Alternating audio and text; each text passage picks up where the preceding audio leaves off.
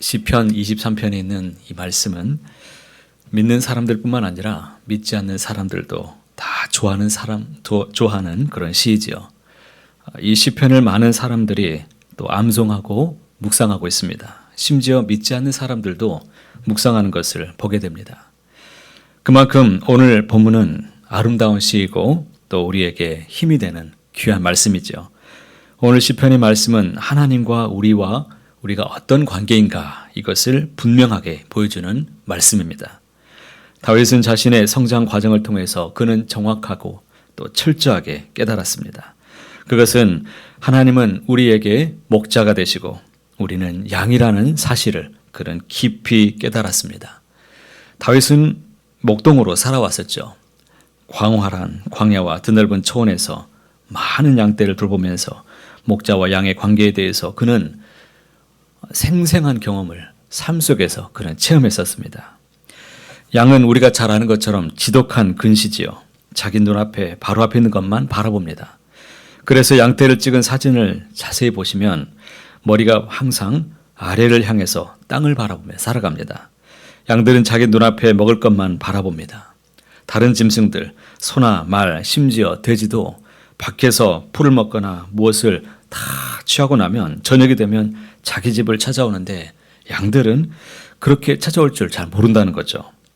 군중 심리를 따라서 또 따라다니고 또 무리들처럼 떼를 지어서 어디를 가는지 그것도 모른 채 돌아다니다가 배부르면 아무데나 누워서 잠을 자는. 그래서 반드시 목자가 이끌어주는 것이 필요하고 양치는 개가 곁길로 갈 때 그 양떼를 몰아주는 것을 보게 됩니다. 시편 23편은 이렇게 다윗이 양을 치던 시절의 경험을 바탕으로 하고 있습니다. 그러나 이 시는 다윗이 젊었을 때 쓴 시가 아니라 그의 노년 가운데 지어졌던 시로 추정이 됩니다. 왜냐하면 이 시는 젊은 시절에 경험할 수 없는 인생에 대한 깊은 통찰이 잘 담겨있기 때문입니다. 4절의 말씀을 함께 읽어보실까요? 내가 사망의 음침한 골짜기로 다닐지라도 해를 두려워하지 않을 것은 주께서 나와 함께 하심이라. 주의 지팡이와 막대기가 나를 안위하시나이다. 우리는 우리 앞날에 대해서 한치 앞을 모르기 때문에 불안하고 두려워집니다. 그리고 인생의 광풍을 만나면 어찌할 줄 모르고 허우적거립니다. 이것은 그리스도인의 인생이라고 해도 다르지 않습니다. 하나님의 자녀들이라고 해서 늘 형통하기만 한 것도 아니죠. 그리스도인들에게도 환난이나 고난의 터널을 우리 또한 지나가야 될 때가 있습니다. 다윗 역시도 그러한 생을 살아왔던 인생이었죠. 그는 10년 동안 사울에게 쫓겨다녔던 그런 인생이었고 자신의 범죄로 갓 태어난 아들이 죽음을 맞이했던 것도 지켜봐야 했었습니다.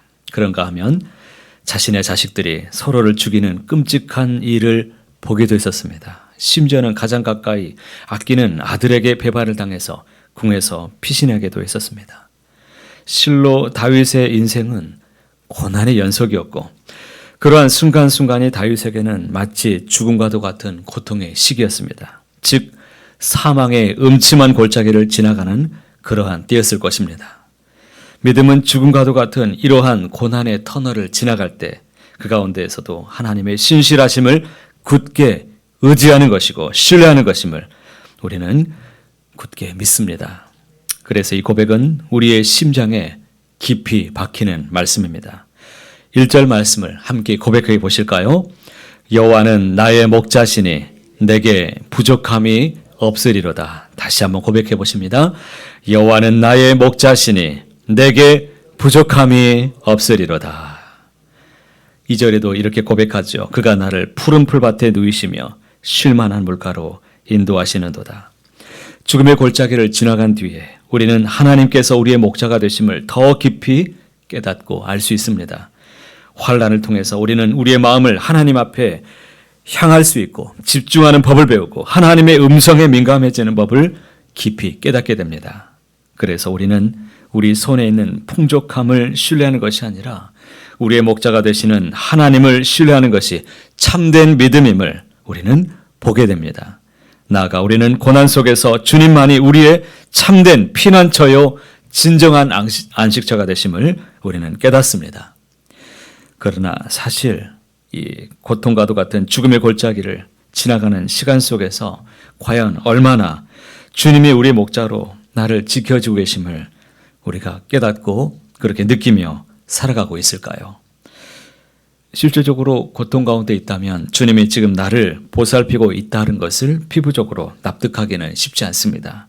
그러한 순간에 하나님께서 우리를 지켜주고 계신다는 것을, 나와 함께 계신다는 것을 우리는 참 기대하기가 어렵죠. 4절에 나와 있는 지팡이, 이 지팡이는 양이 다른 곳으로 가지 못하도록 양을 지키는 도구입니다. 그에 비해서 막대기는 맹수가 달려드는 이런 상황 속에서 지켜주는 무기입니다. 목동이 자신이 지니고 있는 이 지팡이와 막대기를 기묘하게 써야 될 때가 있다면 그것은 자신의 목숨을 걸어야 되는 바로 그때입니다.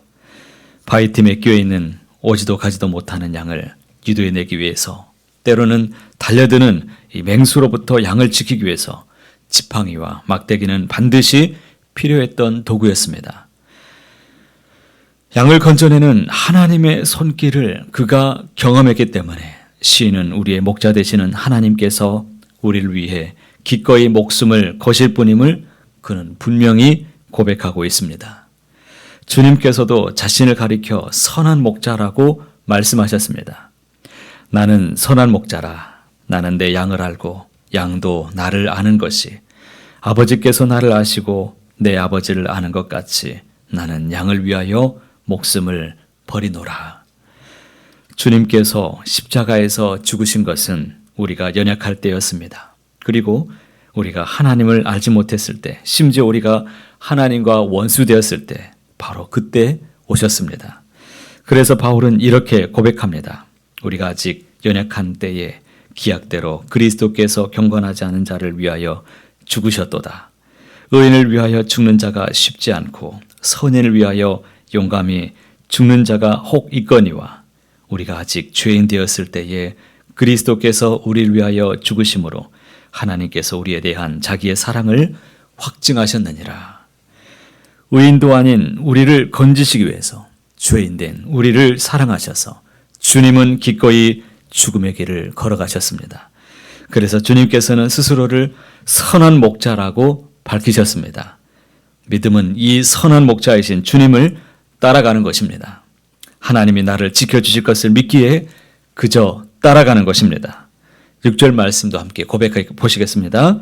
내 평생의 선하심과 인자하심이 반드시 나를 따르리니 내가 여호와의 집에 영원히 살리로다. 여기서 살리로다라고 번역된 히브리어 동사는 슈브입니다. 돌아가다라는 그런 의미를 갖고 있습니다. 시인은 자신의 인생을 반추하면서 하나님께서 예비해 두신 하늘의 본향, 곧 여호와의 집, 아버지의 집으로 돌아가기까지 그 모든 여정을 목자이신 하나님께서 친히 인도하실 것을 그는 굳게 믿고 있습니다. 사랑하는 성도 여러분, 우리는 하나님께서 오늘도 아버지 집으로 우리를 인도해 주셨습니다.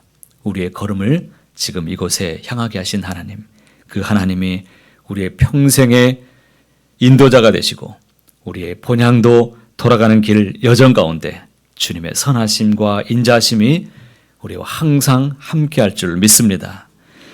그래서 푸른 초장이건 사망의 음침한 골짜기건 주님의 손을 꼭 붙잡고 가십시다. 우리의 목자 되신 주님께서 주님의 목숨을 버리시기까지 우리를 사랑하셨고 지금도 사랑하고 계심을 믿습니다.